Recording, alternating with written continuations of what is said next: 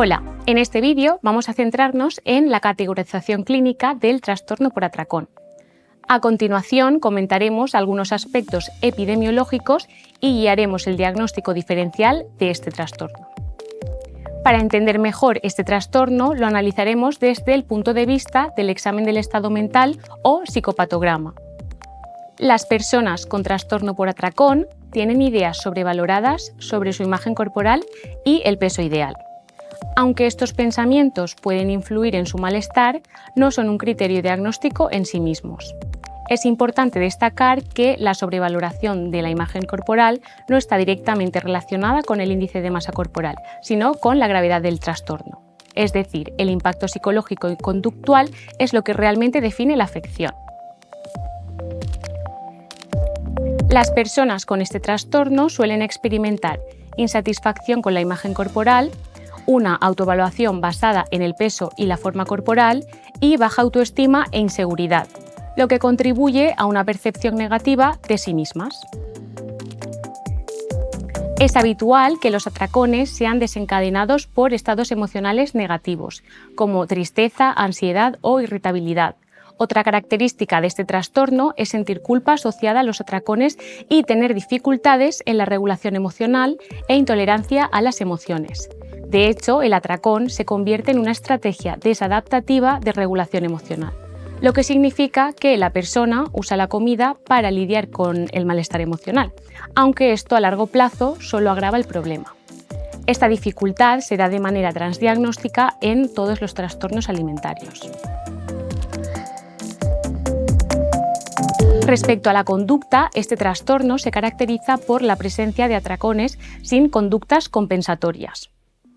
Vamos a ver las características principales y este trastorno ha sido incluido en el DSM-5 como un diagnóstico independiente.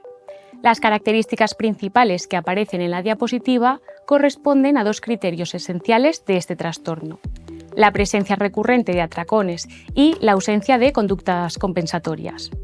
Para su diagnóstico, los atracones deben ocurrir al menos una vez por semana durante un periodo de 3 meses. Por otra parte, hemos mencionado varias veces el término atracón. ¿Qué significa este término? Según el DSM-5-TR, un atracón se define por dos aspectos clave: comer en un periodo discreto de tiempo, por ejemplo, dentro de un lapso de 2 horas, una cantidad de comida significativamente mayor de lo que la mayoría de las personas consumiría en circunstancias similares. El otro aspecto clave es tener una sensación de pérdida de control durante el episodio, es decir, sentir que no se puede parar de comer ni regular la cantidad o el tipo de alimento ingerido.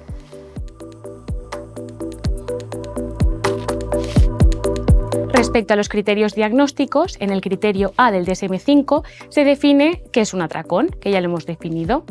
En el siguiente criterio se menciona que los periodos de atracón tienen que estar asociados a 3 o más de los siguientes síntomas: comer mucho más rápidamente de lo normal, comer hasta sentirse desagradablemente lleno, ingesta de grandes cantidades de comida a pesar de no tener hambre física y comer solo por la vergüenza que se siente por la cantidad que se ingiere, además de sentirse luego a disgusto con uno mismo, deprimido o muy avergonzado.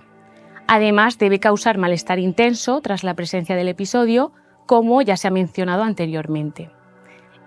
Y se tiene que producir al menos una vez a la semana durante un periodo de 3 meses. Y por último, uno de los elementos que distinguen el trastorno por atracón de la bulimia nerviosa es que en el caso del trastorno por atracón no hay conductas compensatorias. Cabe mencionar que los atracones en la bulimia se dan en el contexto de una ingesta general más restrictiva que en el caso del trastorno por atracón. En cuanto a la gravedad, al igual que en el caso de la bulimia nerviosa, se especifica en función del número de episodios de atracón.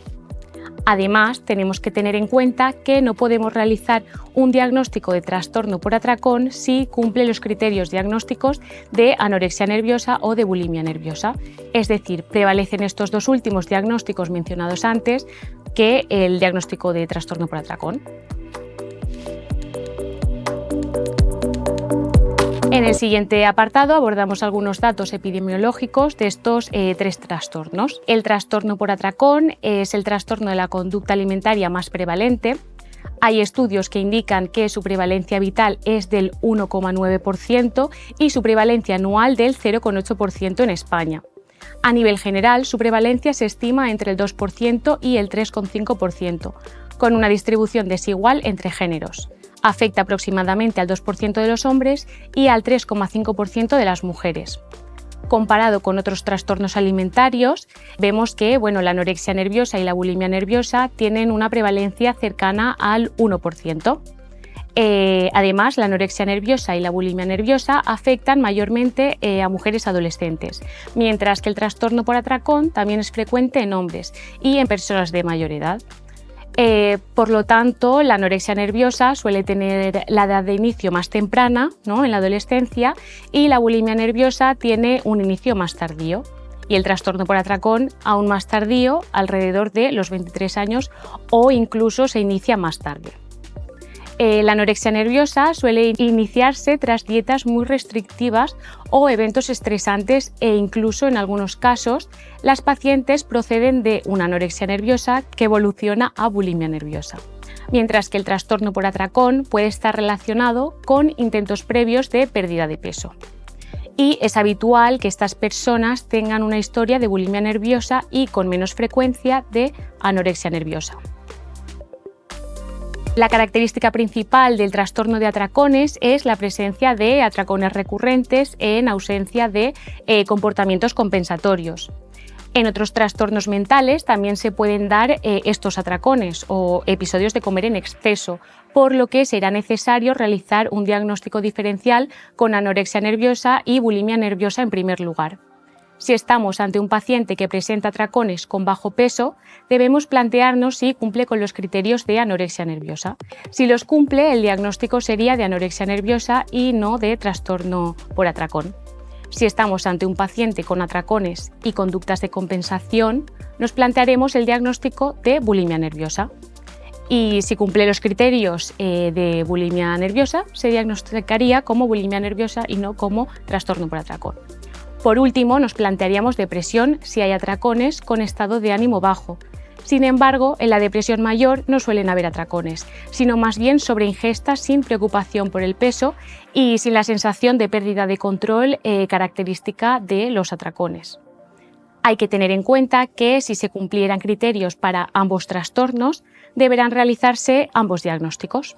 Hasta aquí el contenido más relevante sobre el tema de los trastornos de la conducta alimentaria. Muchas gracias.